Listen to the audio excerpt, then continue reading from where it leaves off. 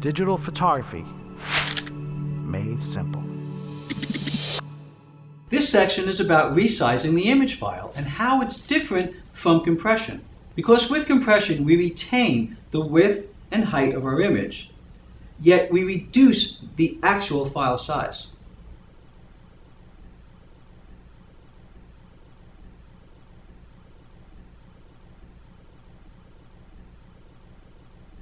And even though our pixels appear larger, it's actually allowing our image size to be smaller. And the reason the file size becomes smaller is because there is now less information retained in the actual image file.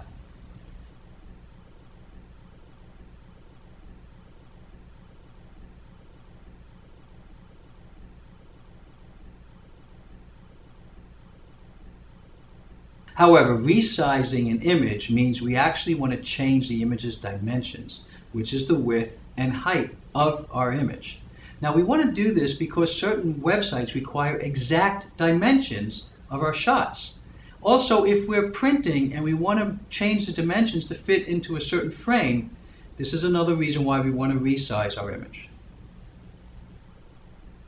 Now, these set of examples show us that we can actually change the width and height of an image by actually changing its pixel dimensions corresponding to those sides of width and height. Now, we have iPhoto for Mac, we have Picasa, which is also on a Mac, but can also be used on PC, and Picture Manager, which can be found on PC.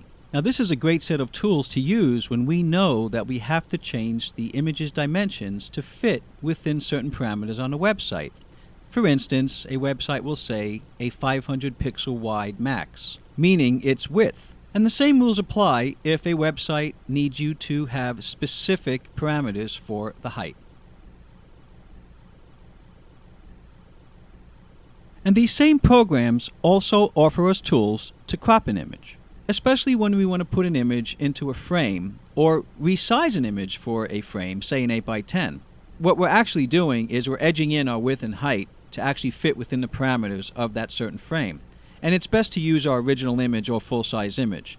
However, don't crop too much. We don't want to lose the integrity of our composition, or we may know that we want a white border around our image, so if we make our image smaller, like a 4x6, we can then print it on an 8x10 page.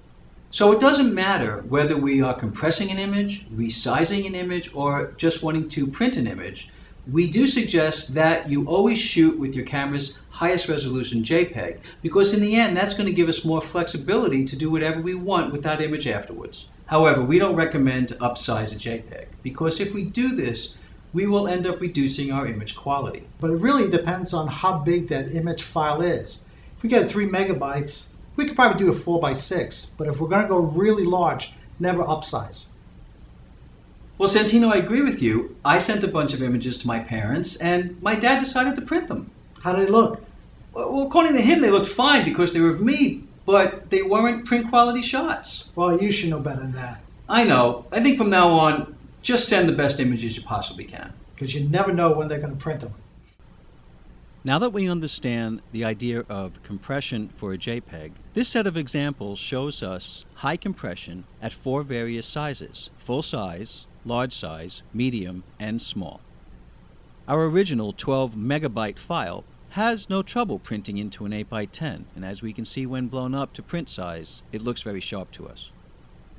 Our full-size 5 megabyte file still prints quite nicely, and it appears to be similar to our original print, yet a smaller file size.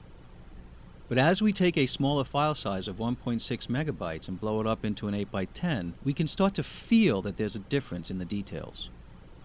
And now as we go smaller into the 800 kilobytes, when blown up to an 8x10, we can really start to see differences in the details and how they're getting a little fuzzy.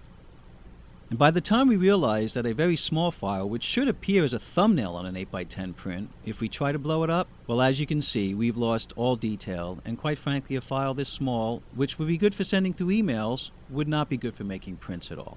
So next time you send out an image, make sure you know what the purpose is, because now you know how to resize it or compress it or both. And for simplifying your digital photography, look to us here next time on Digital 1-to-1.